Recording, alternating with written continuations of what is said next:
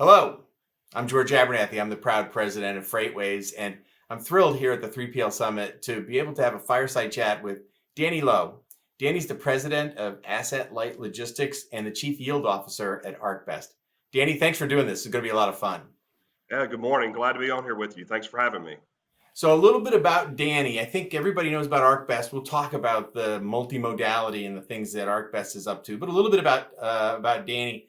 Danny was named president of Asset Light Logistics in September of 2020, and he's been the chief yield officer at ArcBest since January of 2017.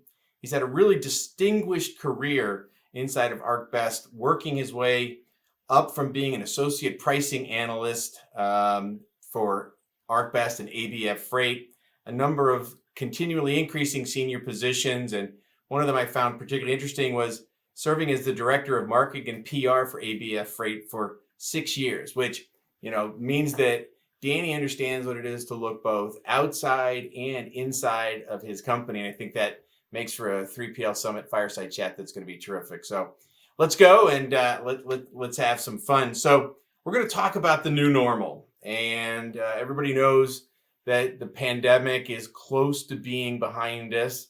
Maybe that's where I'd kind of like to start, Danny. In this new normal, are you in all? You've got so many different modes of LTL, truckload, household goods, containers. You guys touch on really everything, and of course, asset light. Where do you see the market, the new normal today? Well, when I think of the new norm, this part of this is it seems like the new norm is just change, right? It's being flexible and adaptable. But when I think kind of the shorter term of what the new norm is, I think capacity is the biggest topic that everyone has to talk about. When you think through what's going through, both as you came out of the pandemic and as we're looking through this, there is a crunch on capacity as we look forward. And I think the biggest thing that we have to do, us as a logistics provider, is make sure that one, we're connecting with our customers and understanding exactly what they're trying to accomplish. Because as you search for capacity, let's make sure we're putting the right capacity with the needs of our customers. And so we kind of have a unique perspective in that because we do have, you talked about the multiple, we have ABF Freight, we have our Panther brand. So we have assets that play as well that we get a look into and get a deeper understanding of really what our other capacity providers are doing. And so that's kind of a unique spot to be able to really relate to our other capacity providers based on what our own internal systems are telling us. And now you talk about systems, and it is interesting with as you say, ABF Freight, with Panther, UPAC. You've got so many different touch points that you guys see both the macro and microeconomic platform. Are there particular areas where you talk about systems where you've been able to bring technology to enhance the ability for your customers to get capacity that they need? Sure. I think of our managed solutions group as being able to tie a lot of those things together. And so we've done a lot of work over the years to build technology to not just present an ABF solution or not just present a Panther solution to the customer. It's really stepping back and moving from a shipment to an order to what is your supply chain. And what those systems do is just allow us to use not just ABF, but other capacity providers. And so to me, that's big, especially when you go through, just like the storm in February, our ability to, if the ABF network was out of cycle because of the storm that hit Dallas in different pieces, okay, how do you bypass that? Can we then pull in a multimodal solution that's using truckload to bypass whether it be ABF break points or distribution centers to get around it where the rest of the network is working, is to insert that freight, insert those shipments into a spot. And a lot that's just, we want to be set up that way. And honestly, whether it's a February storm or whether it's just peak season or whether it's a slow season, is having those conversations to understand and being in front of it, because it's hard to react in the moment, right? It's systems take time to get set up. And so, that's what's great about our salespeople is out having those conversations ahead of time so that when a crisis or a situation hits, that you're prepared and ready to react in a different way for your customers.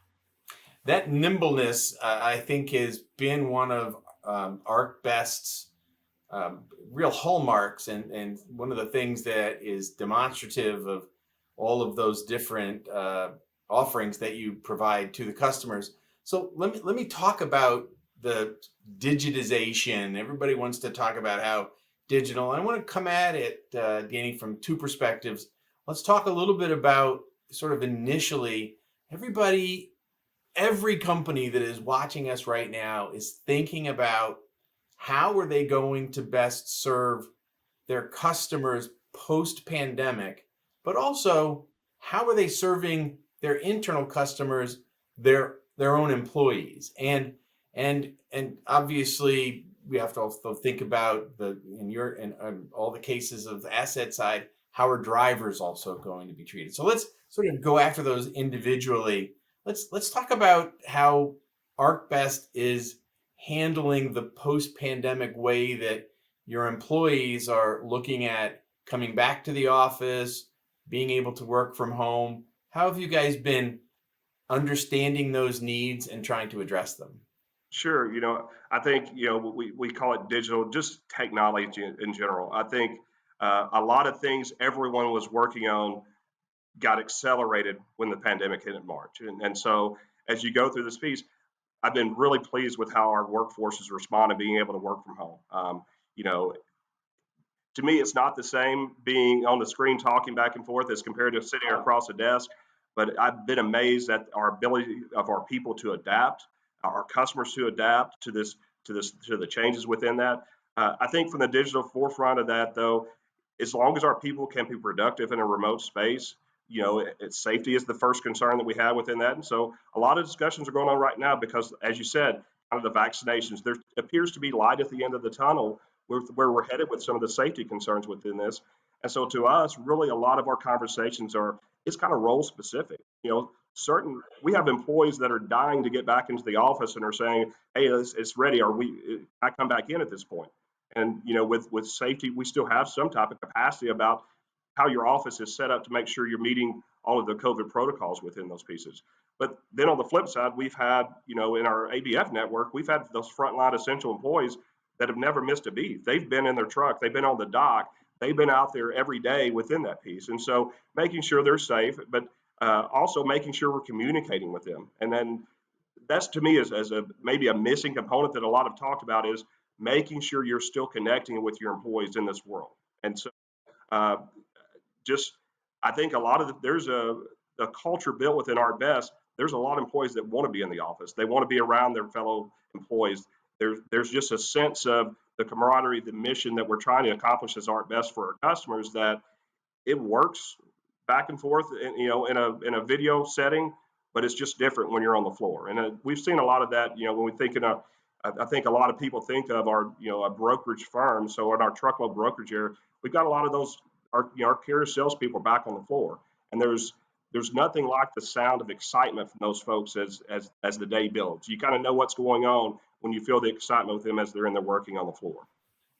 It's a really important point that you make in listening to what the employees are looking for, and I the kind of interactions that I've had with ArcBest folks over the years, there is a pride, there is a camaraderie, and I can imagine that is something you guys have to really think about. That you and Judy and the team have to think about trying to maintain that during this time frame. So you brought up the February storm. I find that interesting. That thinking of mode shifting and the like with the technology that is available today. And I think you're right.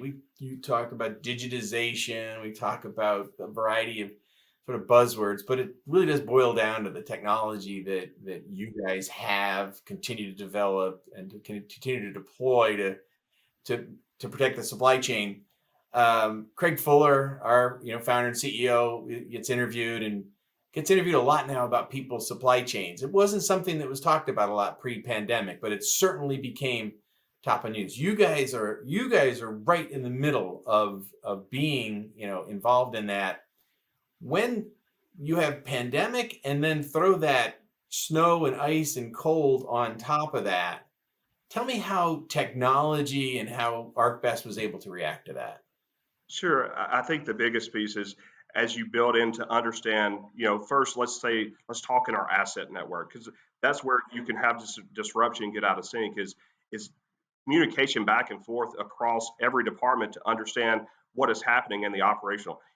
First is when the winter storm hit is first is safety of our employees in the Texas area, with things that we're going to, and two, who can we get to work, and understanding those pieces, understanding what the system is capable of, but then having technology that sits on top that helps us route the shipments. If we were unable to handle in the Dallas because of the weather, do we have other partners? Do we have other providers that are maybe not impacted the other way to be able to meet the needs of our customers, really without them having to be overly involved, but just informing them, here's what we're working through, the different pieces of it. And I think, to me, visibility into that and the ability for, I think it's not just our technology. I think shippers are getting smarter and their technology is getting better, with the ability to see where the actual requirements of the shipment, not just it's a shipment, I need it delivered.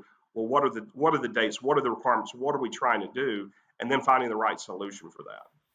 So as you talk about the right solution, let me bridge from that as we talk about the capacity crunch, the continuation of that post-pandemic. And so I'm a shipper and I'm trying to, comprehend everything that went on. I look back to 2018 where capacity got tight. 19 it freed up a little bit, but then depending on what kind of shipper I am, what I'm producing, I may have gone to zero in production, or I may have gone to 200% in production. So it would strike me that an ArcBest with your multiple options is something that is resonating with the shipper community. Am I right about that? Yeah, so just recently I was talking. We had a town hall where we're talking to all of our employees, and I kind of talked about two specific examples that happened during the pandemic. One was a kind of an online health fitness equipment type product. Um, their sales quadrupled. And so during the pandemic, we're finding out how to help them scale and build out. And they're, the very small shop within that. And we were very successful because we were set up. And so we were able to handle that capacity that they required, and really exceeded their expectations of that. Well, the flip side, we had retailers that were shutting down stores and really shutting down their network. And the conversations were not about how to secure capacity from a movement standpoint. It was, can we store products on your trailers? What can we do? And then you flip to, okay, how do we restart our supply chain? So we have a huge dynamics, but our ability, the breadth of our services, and having that multimodal view of it allowed us to have those conversations. So let's talk about what you're looking at, and these kinds of firesides tend to get into a lot of crystal balling and the like, and no one could have predicted the black swan, white swan event that was the pandemic, and where it was. But as we're seeing light at the end of the tunnel, as you described now, what does ArcBest see for the balance of 2021 from the perspective of capacity, and what are your guidances to your shippers? And I'll follow that with, as in 20, are you seeing more shippers thinking long term now and saying, I need to protect my supply chain, so I need to be more that, to maybe overused phrase, but be that shipper of choice, and make a true partnership? So start with that first part. Where are we now in 2021, and are the shippers really starting to be the partners that would help to make those supply chains safer?